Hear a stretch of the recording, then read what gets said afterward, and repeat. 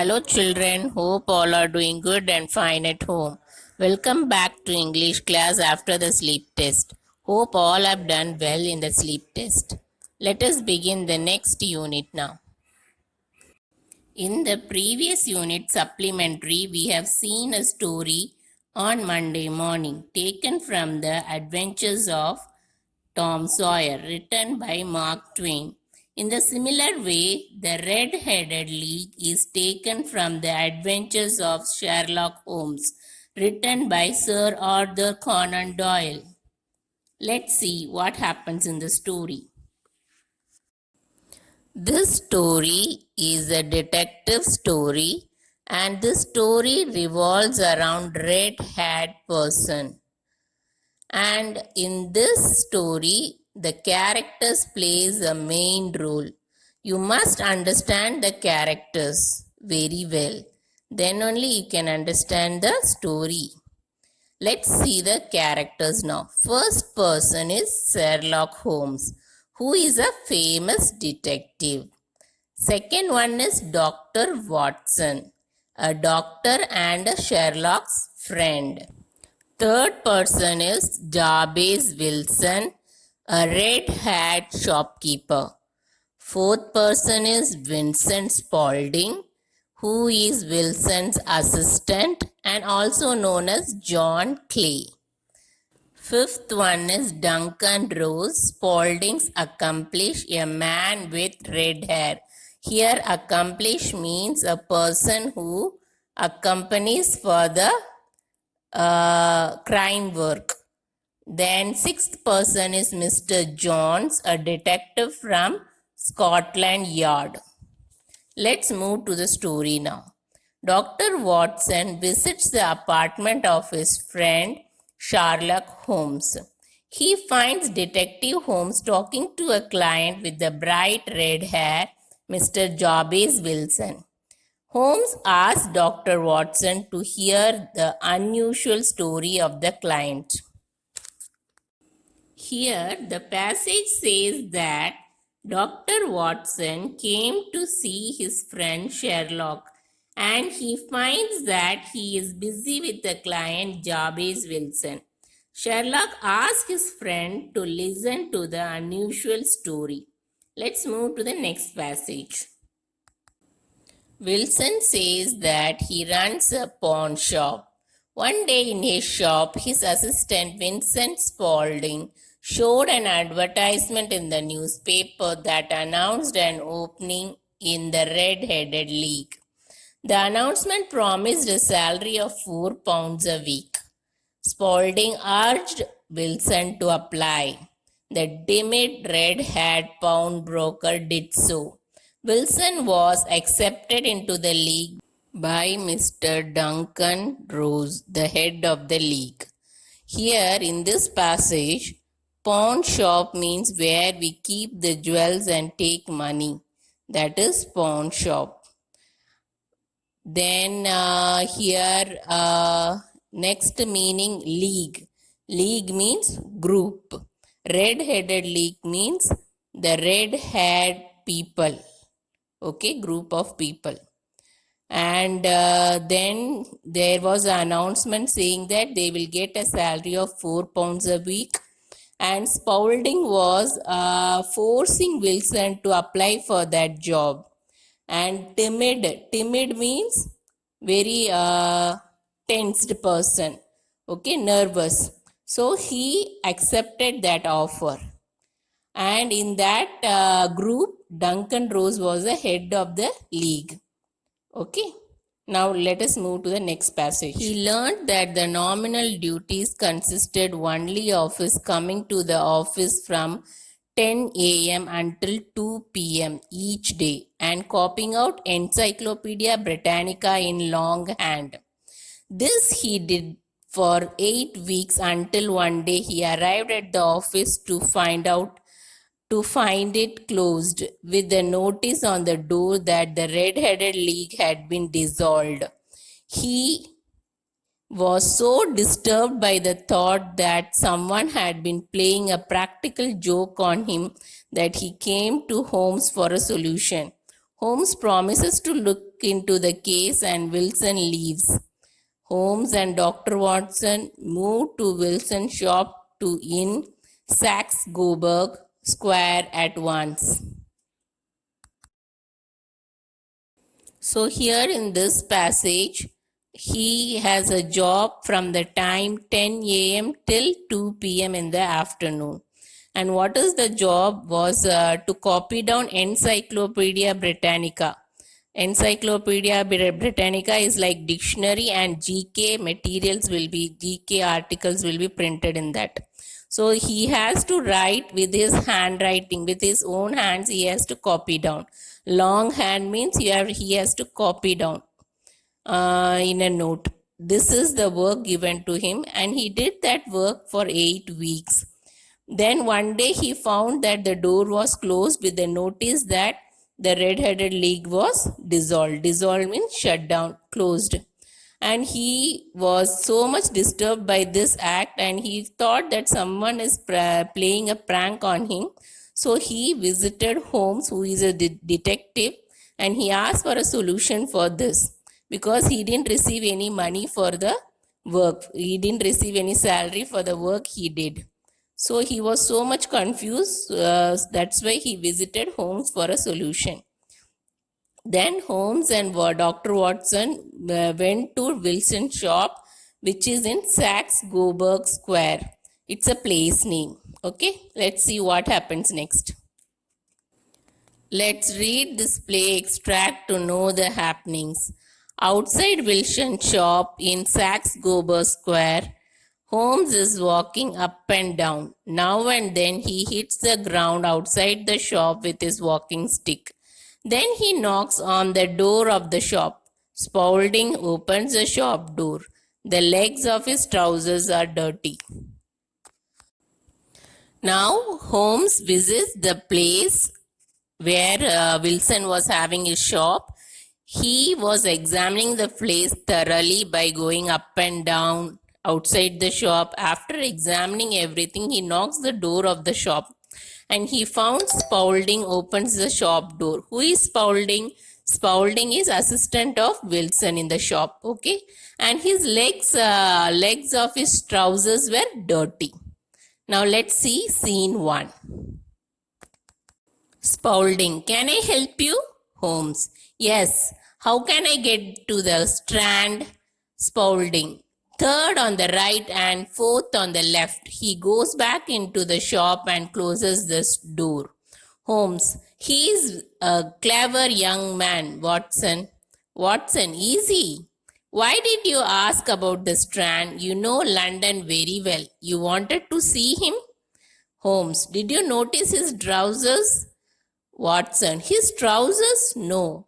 But I saw you hit the ground with your stick. Holmes, my dear Watson, this is not the time for discussion. I must go and look at the road behind Saxe-Coburg Square. You had to go to work. Watson, yes, to the hospital. Holmes, right. But I want your help tonight. Come at 10 o'clock. So in this scene, Spaulding is opening the door and Holmes is asking the way for bookshop. Bookshop, Strand means bookshop here, and here Spaulding is showing the way how to reach the bookshop. Then he closes the door and he goes inside the shop. But Holmes is noticing how he looks, and he noticed that his trousers were dirty.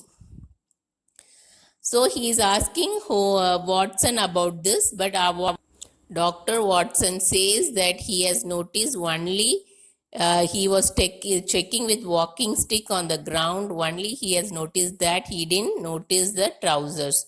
So Holmes is telling that he will discuss about this later on around 10 o'clock, and he sends Watson to hospital.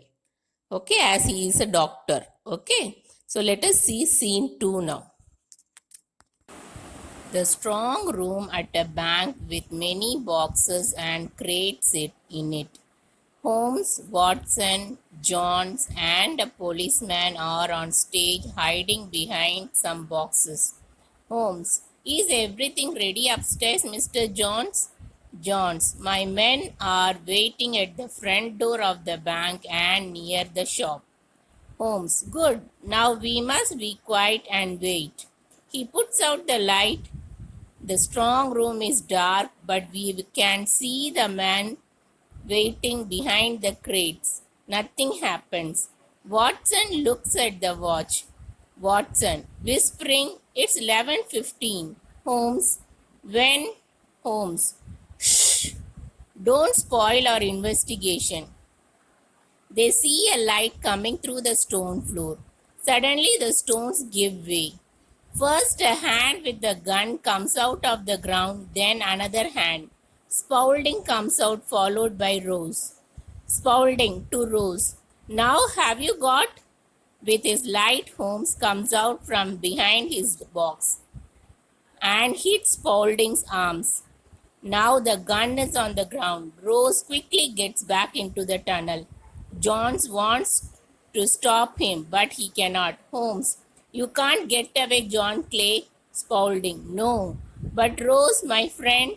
Holmes, there are 3 men waiting for him at the other end. Spaulding, you think of everything, Mr. Holmes. You are very clever. Holmes, so are you, John Clay? Your red-headed league was clever.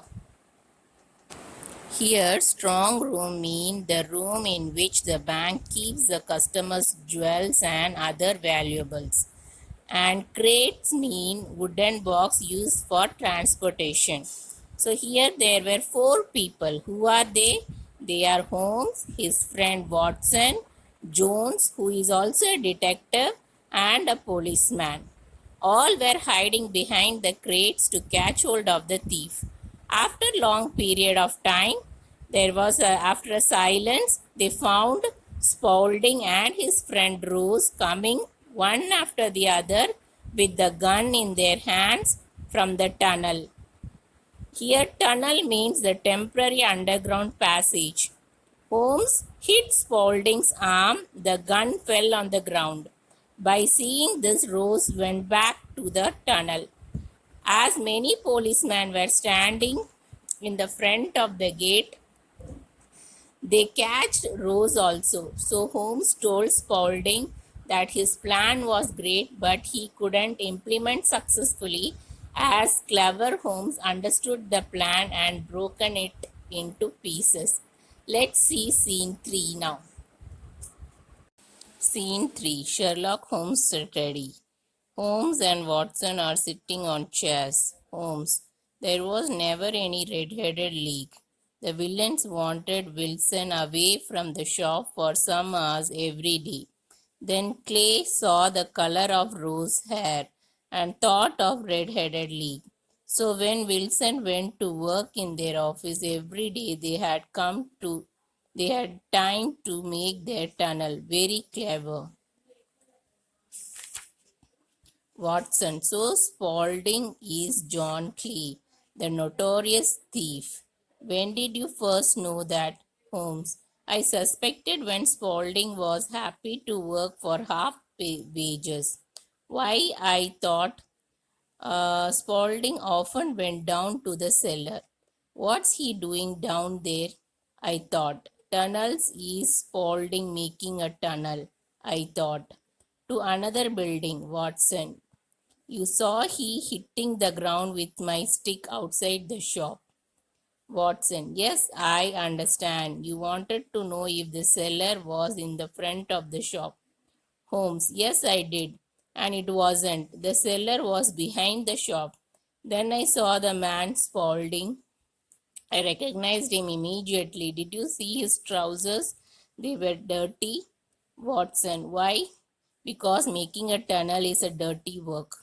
Watson, very clever, Holmes. Holmes, then I went to the next street at the back of the shop and what did I see? The bank. Watson, the bank, yes, of course. Holmes, why is that young man making a tunnel? I thought. To get into bank's strong room, of course. Watson, but why tonight? How did you know? Holmes, because they closed the offices of Red Headed League. The tunnel must be ready, I thought. And Saturday is a good day. The bank does not open on Sunday. It would have given the thieves enough time to get away. Watson laughing. But they didn't get away, Holmes. You are very clever. Holmes, in a serious tone. That's very true, Watson. Holmes and Watson were in study room.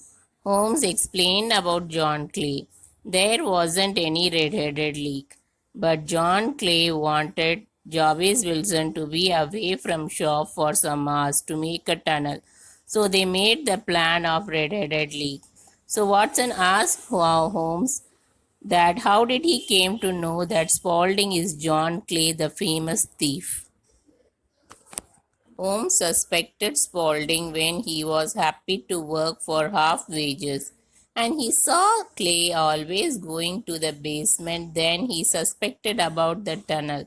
That's why he hit the ground with a stick outside the shop.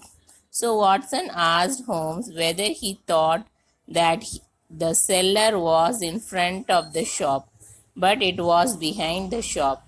Then he saw Spaulding in dirty trousers. It was the clear clue for him that he is a culprit. Then Watson asked how he came to know that this is going to take place in that particular day.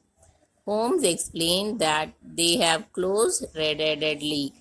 It shows that the tunnel is ready. And Saturday Sunday holiday gave them enough time to steal. So Watson told they couldn't run away because Holmes was clever and he agreed. So this is how they catch hold of the thief John Clay, the famous notorious thief John Clay. Have a glance at the given glossary.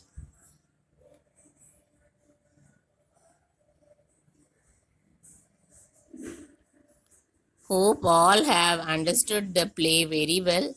Thank you, children. Be safe at home. Very soon we will meet in the next session. Till then, take care. Bye bye.